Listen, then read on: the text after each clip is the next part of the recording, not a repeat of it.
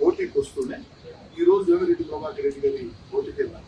ఇది వేమిరెడ్డి ప్రభాకర్ రెడ్డి గారు ఇకపోతే చెప్పాడు ప్రసన్న కుమార్ రెడ్డి గారు, వేమిరెడ్డి ప్రభాకర్ రెడ్డి వెన్నుపోటు పొడిచాడు జగన్మోహన్ రెడ్డి గారికి.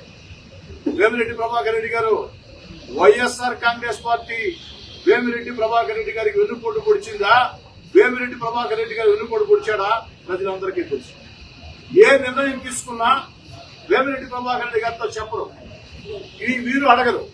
కానీ నిర్ణయం తీసుకున్న తర్వాత ఆ నిర్ణయం మంచి నిర్ణయం అయితే తమ ఖాతాలో, చెడు నిర్ణయం అయితే వేమిరెడ్డి ప్రభాకర్ రెడ్డి ఖాతాలో. జిల్లాలో వేమిరెడ్డి ప్రభాకర్ రెడ్డి గారికి ఎమ్మెల్యే అభ్యర్థులకి తగాదాలు పెట్టే పరిస్థితి. ఇది కుట్ర కాదని అడుగుతున్నారు. వేమిరెడ్డి ప్రభాకర్ రెడ్డి గారు ఏ రోజు ఎక్కడా కూడా ఫలానా అభ్యర్థిని పెట్టు, ఫలానా అభ్యర్థిని ఉంచు, ఫలానా అభ్యర్థి అని చెప్పలేదే. మరి మీరు ఇష్టారీతిగా ఎందుకు మార్చుకున్నారో ఎవరికి తెలియదు, ఎందుకు జిల్లాలు దాటించారో తెలియదు, ఎందుకు అభ్యర్థి ఎంచుకున్నారో తెలియదు. అది మీ ఇష్టం, మీ అభ్యర్థులు మీ ఇష్టం. కానీ నిర్ణయాలు తీసుకున్న ప్రతిసారి ఆ నిర్ణయాన్ని వేమిరెడ్డి ప్రభాకర్ రెడ్డి గారిని ఎత్తిన వేసి వేమిరెడ్డి ప్రభాకర్ రెడ్డి గారికి ఎమ్మెల్యే అభ్యర్థులకి తగాదాలు పెట్టడం కుట్ర కాదని అడుగుతూ ఉన్నారు, కుతంత్రం కాదని అడుగుతూ ఉన్నారు. మరి సొంత పార్టీ నాయకులు ఆ విధంగా వెన్నుపోట్లు తిరుగుతూ ఉంటే వేమిరెడ్డి ప్రభాకర్ రెడ్డి గారు తాను వద్దు అనుకున్నాడు, నిర్ణయం తీసుకున్నాడు, తెలుగుదేశం పార్టీలో చేరాడు, అభ్యర్థిగా పోటీ చేస్తున్నాడు.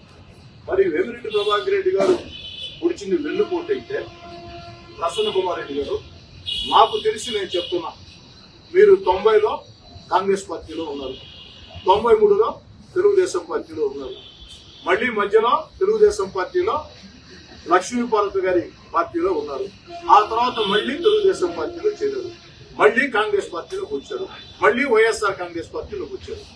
వేమిరెడ్డి ప్రభాకర్ రెడ్డి గారు కుట్రలు కుతంత్రాలు భరించలేక వైఎస్ఆర్ కాంగ్రెస్ పార్టీకో దండమని పెట్టి తెలుగుదేశం పార్టీలో పోటీ చేయటం వెన్నుపోటు అయితే, మీరు ఇన్ని రకాలుగా పార్టీలు మారారే, దీన్ని ఏమనాలా? నేను వెన్నుపోటు అంటోలే, నేను మీరు చేసింది తప్పు అంటోలే. ఎందుకంటే మీకు విధానాలు నచ్చలా వెళ్లారు, పద్ధతులు నచ్చలా వెళ్లారు, మళ్లీ పద్ధతులు వచ్చారు.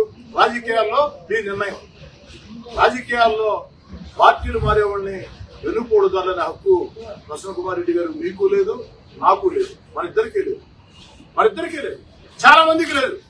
నచ్చనప్పుడు పార్టీలు వీడుతూ ఉంటారు.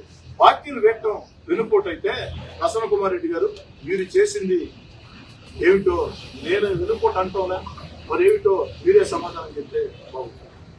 ఇకపోతే ప్రసన్న కుమార్ రెడ్డి గారు ఓటమి భయంతో ఇష్టారాజ్యంగా మాట్లాడుతున్నారు.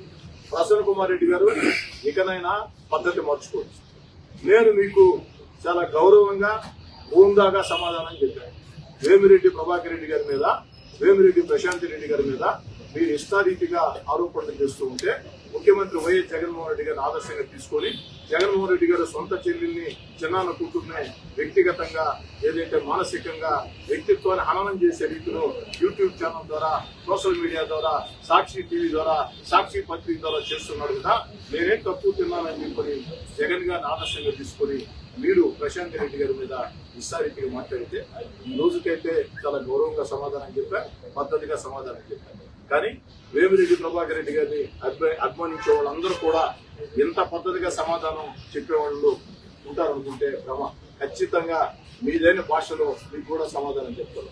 దయచేసి మీదైన భాషలో మీకు సమాధానం చెప్తే మీ గురించి మీరు ఏ భాష మాట్లాడుతున్నారో అదే భాష, మీ పద్ధతులు ఏ విధంగా ఉన్నాయో అదే పద్ధతుల్లో వేమిరెడ్డి ప్రభాకర్ రెడ్డి గారికి మద్దతుగా ఇచ్చే వ్యక్తులు మాట్లాడితే నల్లపురెడ్డి ప్రసన్న కుమార్ రెడ్డి గారు తల ఎక్కడ పెట్టుకుంటావో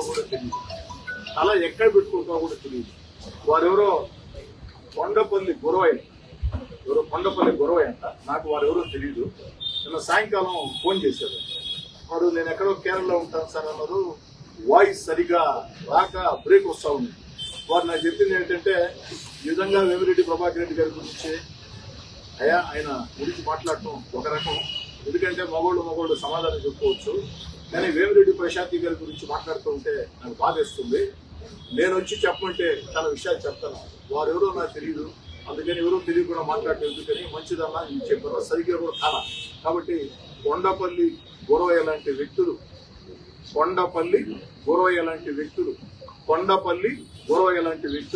చాలా మంది మీకు సమాధానం చెప్తారు. దయచేసి ఈ జిల్లాలో ఒక హోందా రాజకీయాలు ఉన్నాయి, పద్ధతులు ఉన్నాయి. ఎన్నికల వేళ కూడా పెళ్లిళ్లు జరిగినా, అశుభ కార్యక్రమాలు జరిగినా, ఎక్కడైనా ప్రత్యర్థులు జరిగితే ప్రభుత్వం మాట్లాడుకోవటం, యోగక్షేమాలు మాట్లాడుకోవటం ఈ జిల్లా సంస్కృతి. దయచేసి ఈ జిల్లాలో ఆ సంస్కృతిని చెడగొట్టవద్దు. ఇష్టారీతిగా ఇష్టం వచ్చినట్టు మాట్లాడవద్దు. మీరు ఇష్టారీతిగా ఇష్టం వచ్చినట్టు 4 మాట్లాడి 40 మా చేత మాట్లాడించుకోవద్దు అని చెప్తూ ప్రజలకు కూడా మనవి చేస్తూ ఉన్నా. ప్రజలారా ఆలోచన సాగించండి. ఇది ఎంతవరకు న్యాయమో, ఎంతవరకు పద్ధతో మీరు ఆలోచన సాగించండి. రాజకీయ విధానాల్ని లేదా నాయకత్వ లక్షణాలని, రాజకీయ పోరాటాన్ని, ప్రజా సమస్యల్ని ఎవరైనా మాట్లాడొచ్చు, ఇబ్బంది లేదు. కానీ ఈ విధంగా ఇష్టారీతిలో నోరుందని చెప్పని వ్యక్తిత్వాన్ని అన్నం చేసే రీతిలో మాట్లాడటం, ఇలా మాట్లాడినటువంటి నాయకులకి చెప్పాల్సిన విధంగా బుద్ధి చెప్పాలా. ఇలాంటి నాయకులందరికీ పోలింగ్ బూత్ లోని ఏదైతే అసభ్య పదజాలం మాట్లాడుతున్నా ఇలాంటి నాయకులందరికీ పోలింగ్ బూత్ లో సరైన గుణపాఠం చెప్పాలని చెప్పారు.